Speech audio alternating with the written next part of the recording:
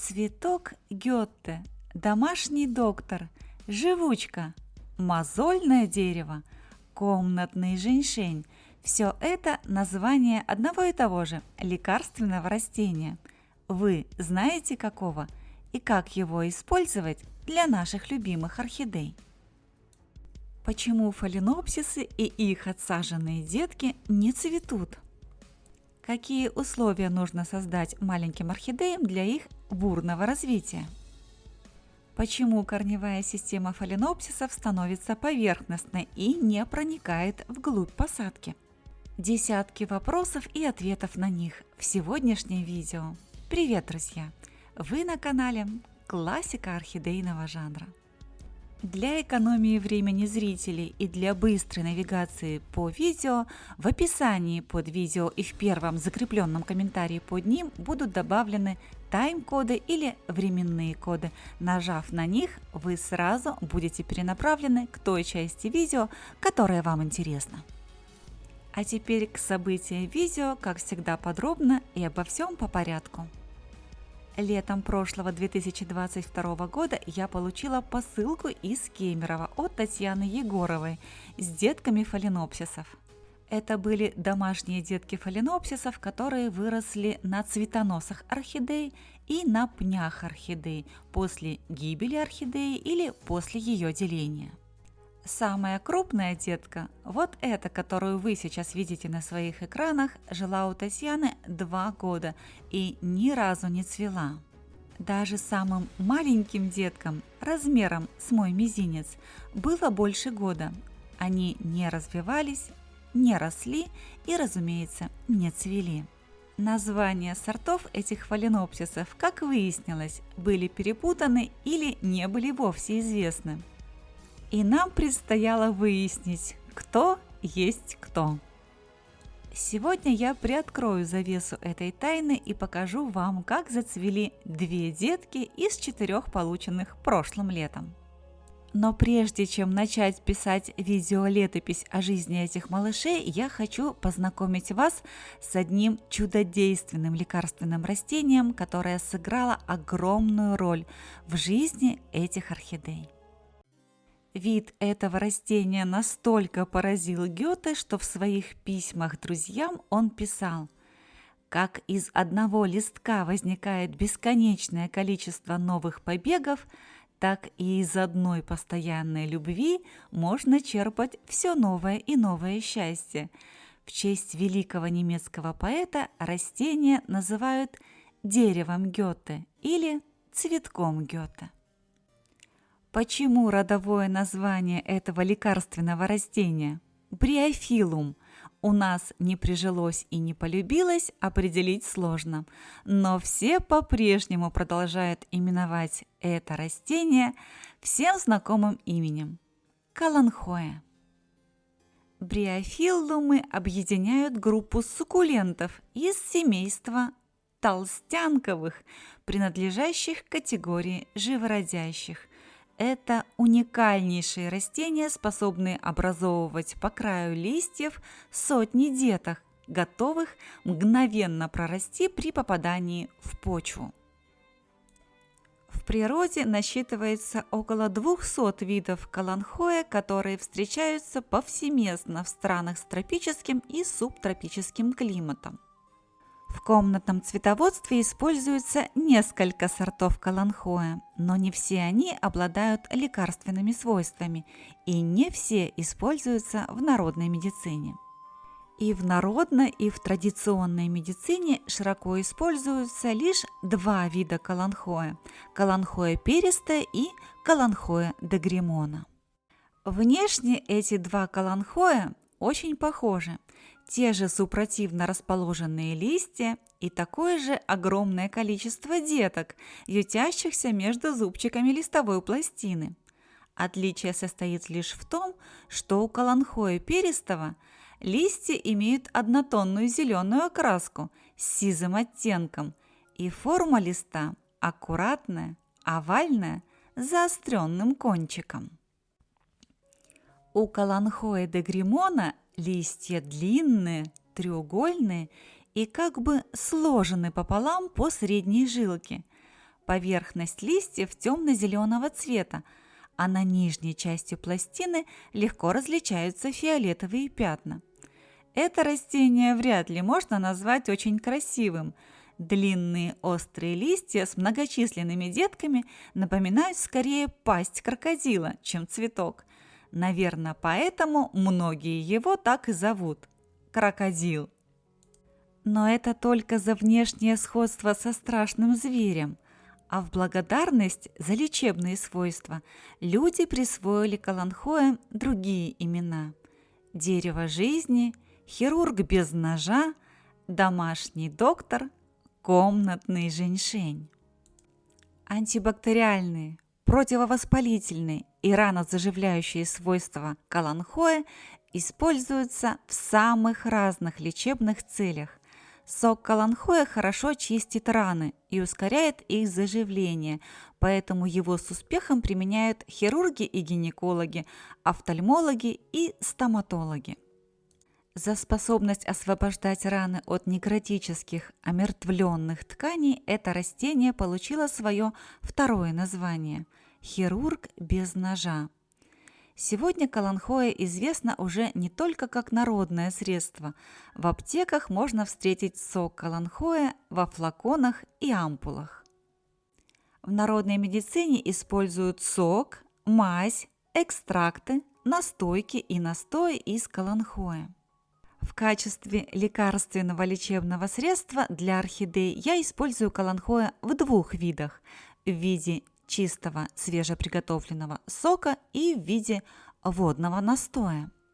Лекарственные виды каланхоэ почти на 90% состоят из воды, а точнее из того самого целебного сока, который и используется для лечения и восстановления орхидей. Самыми сильными свойствами обладают взрослые вызревшие листья растений, возраст которых достиг 2-3 лет. Подготовка к приготовлению лекарственного средства начинается за неделю до сбора листьев. Растения перестают поливать. Затем нужно срезать листья, желательно нижние, промыть, обсушить и убрать на неделю в холодильник в отделение для фруктов и овощей. В таких условиях произойдет ферментация холодом и запустятся нужные биологические процессы растения, а препараты, сделанные из таких листьев, окажут максимальный лечебный эффект. Для использования на орхидеях большого количества сока или настоя обычно не требуется, поэтому я использую 2 крупных листа длиной 10-12 см. Листья измельчаю любым удобным способом с помощью ножа или ножниц. Если у вас листья более мелкие, используйте 5-6 листьев среднего размера. Такого количества листьев вполне хватает для приготовления 1 стакана настоя объемом 250 мл. Для приготовления настоя используется горячая кипяченая вода, но не кипяток. Температура воды 90 градусов Цельсия. Именно такая температура воды позволит сделать самый целебный настой. Она сохранит в настое все необходимые витамины. Затем емкость укутываем и настаиваем в тепле 10-12 часов. Я обычно делаю эту процедуру на ночь. И уже утром настой готов к использованию. Этот настой можно применять в 2 вариантах – для микрополива орхидей, о микрополиве я много раз рассказывала в предыдущих видео, и для опрыскивания орхидей по листве. Как часто можно это делать? Как часто можно использовать настой? Наверняка спросите вы в комментариях. Это можно делать часто, хоть каждый день. Единственное необходимое условие – это чередование использования настоя и чистой воды. Второй вариант изготовления лекарственного средства – это приготовление сока из листьев каланхоэ. Измельченные листья каланхоэ закладываем в пресс для чеснока и начинаем выдавливать сок. Даже из 2 листьев сока получается достаточно много. Я сразу использую свежеприготовленный сок. Сок тоже можно использовать двумя разными способами или методами. Первый способ – наружное использование. Соком каланхоэ с помощью кисточки промазываются все листовые пластины и стебель орхидеи. Я промазываю листья орхидей с обеих сторон, и с внешней, и с внутренней или тыльной стороны листа орхидеи. Сок каланхоэ содержит массу биологически активных веществ, имеющих огромную ценность для орхидеи. И прежде всего это комплект натуральных, органических, природных кислот – уксусной, лимонной, яблочной и щавелевой.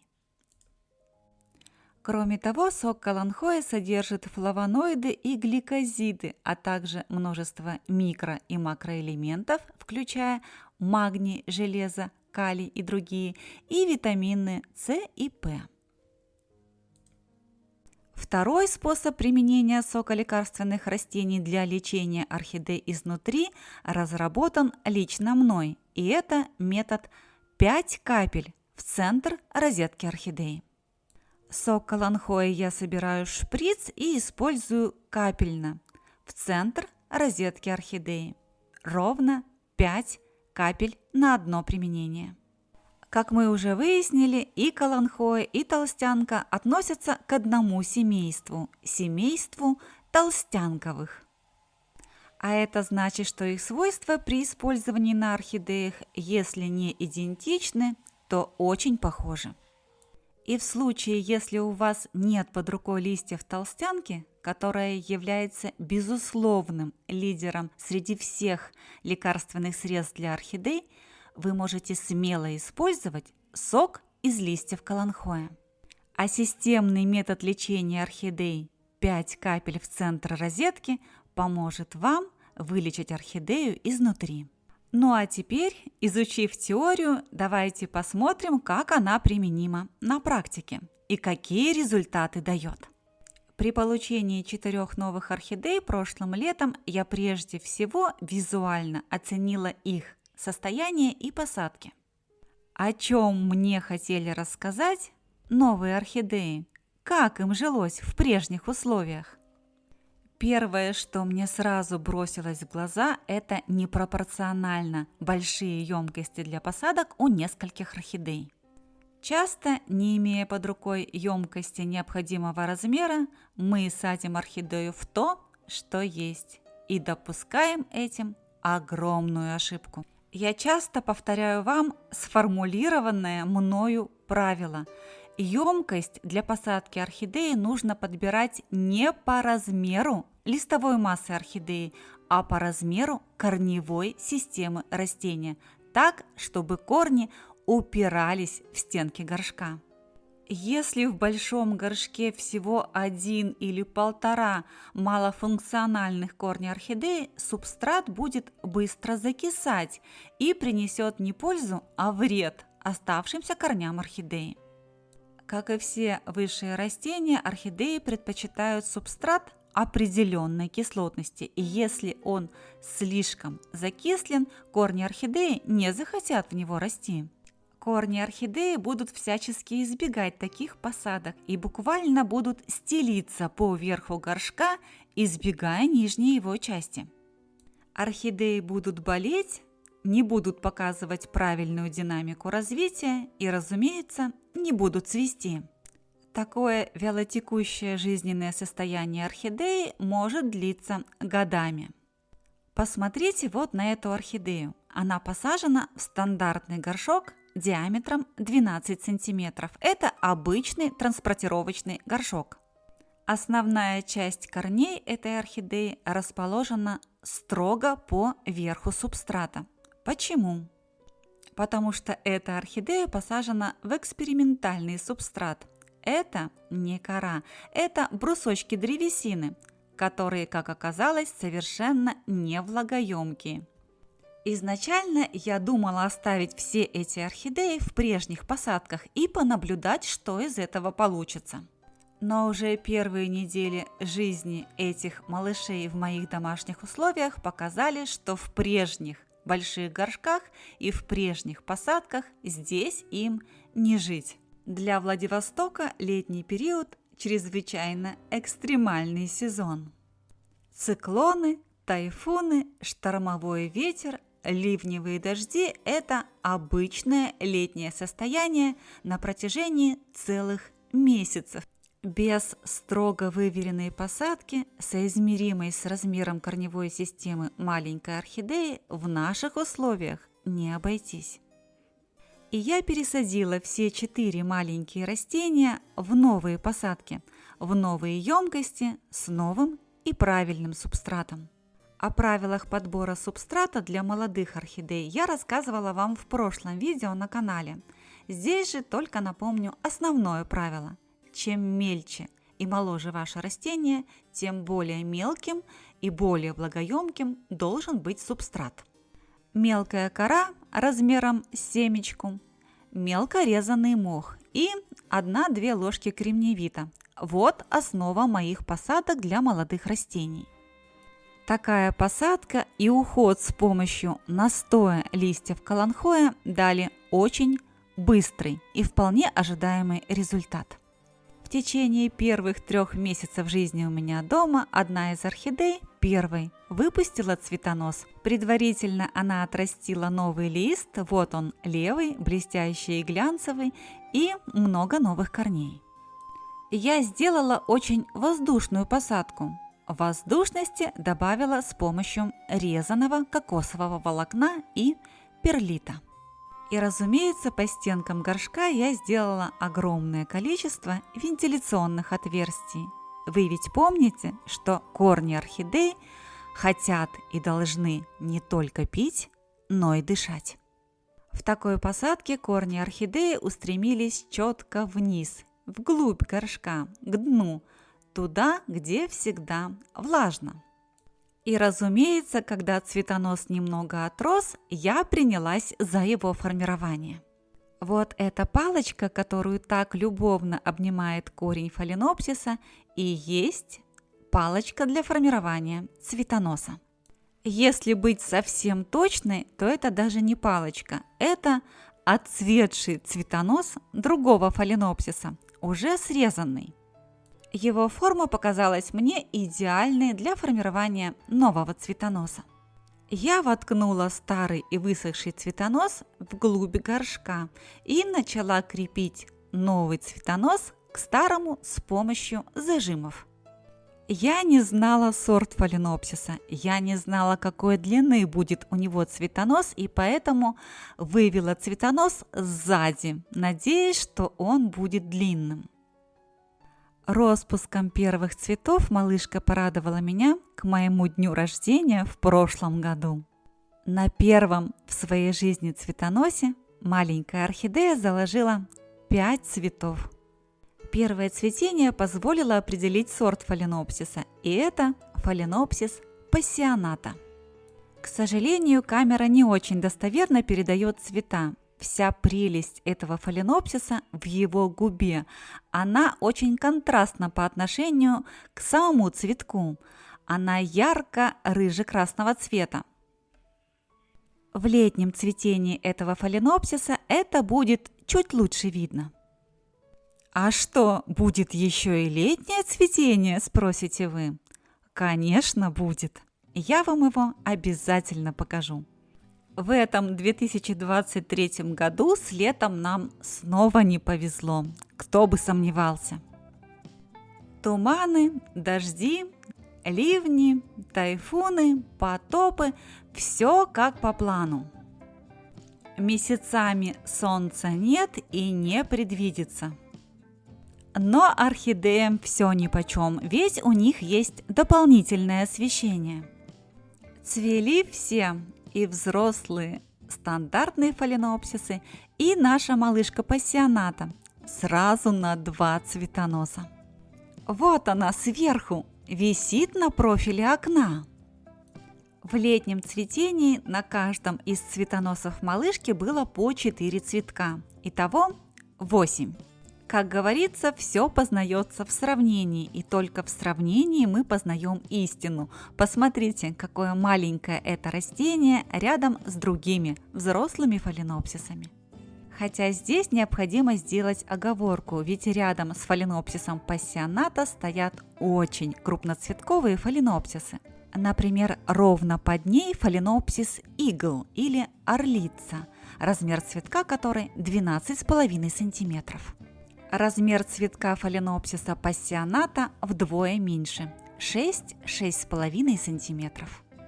Таким образом, в моем полку бело-розовых воздушных облаков прибыло. И признаюсь, вживую это необыкновенно волшебно будоражащее зрелище. Я часто думаю, что у растений точно так же, как у человека, есть судьба. Настолько по-разному складываются жизни орхидей. Судьба второй орхидеи, о которой я планировала сегодня рассказать, сложилась совершенно иначе. Все орхидеи летели из Кемерово во Владивосток в одной посылке при одинаковых условиях, но отреагировали на пересылку совсем по-разному. 2 из 4 орхидей получили сильнейшее и сложнейшее бактериальное поражение. У одной орхидеи не осталось ни одного листа, только кусочек стебля, а у другой, более большой орхидеи, осталась ровно половина листовой массы. Одна сторона полностью была поражена бактериозом. Эту орхидею я посадила в еще более воздухопроницаемый горшок, полностью перфорированный. Я лечила эту малышку свежевыжатым соком каланхоэ. Каждый день 5 капель свежего сока в центр розетки орхидеи. Точнее, в то, что от этого центра осталось. Я заливала и промывала соком все, что могла, в центре ствола орхидеи. При длительном использовании, а мне пришлось долго использовать сок каланхоэ, он тоже оставляет след на листьях, такой же, какой оставляет толстянка. И этот несмываемый водой налет легко очищается с помощью нескольких капель сока лимона, разведенного водой. Как долго лечить орхидею с помощью сока алоэ? Это вам подскажет сама орхидея. Лечить следует до первых проявлений ростовых процессов. В данном случае ростовые процессы начались отовсюду. Начал расти новый лист и новые корни от ствола. На тот момент орхидея выглядела невероятно грустно, и если не сказать печально. Для ускорения процесса роста этой половинчатой орхидеи я решила применить еще более инновационное, разработанное мною средство. К сожалению, из привычного размера видео на канале Классика орхидейного жанра мы уже выбились, поэтому об этом средстве я расскажу вам как-нибудь в другой раз, а в этом видео лишь покажу результат от использования этого средства.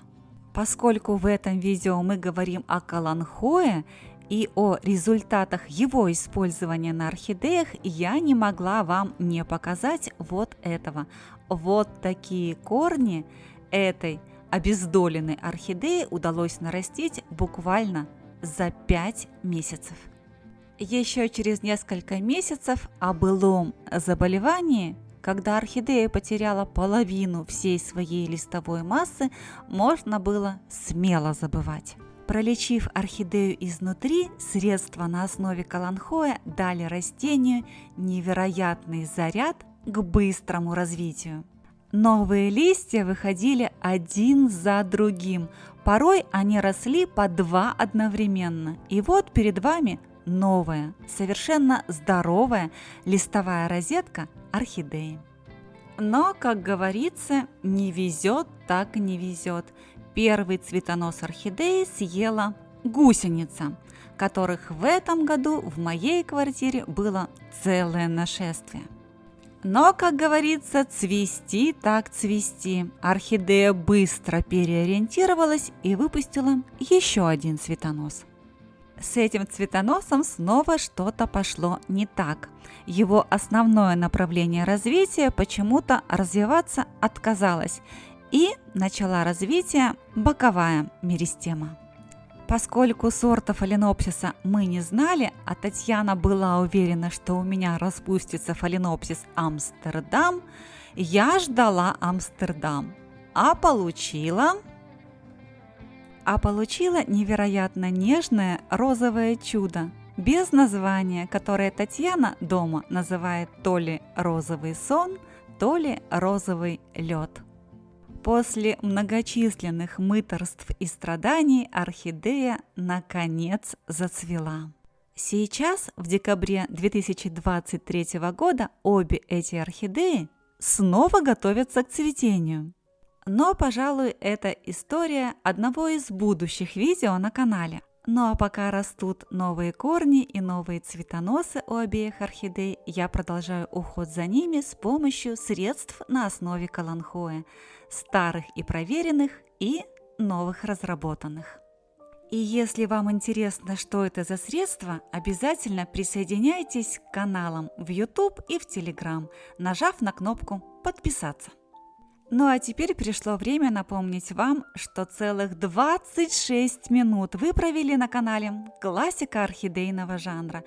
И если вам понравилось это видео, если вам понравился результат моего труда, поставьте, пожалуйста, пальчик вверх под видео, подпишитесь на канал. Если раньше вы этого не сделали, жмите на колокольчик, чтобы первыми получать уведомления о выходе новых видео. И обязательно оставайтесь со мной, ведь впереди у нас очень много интересного.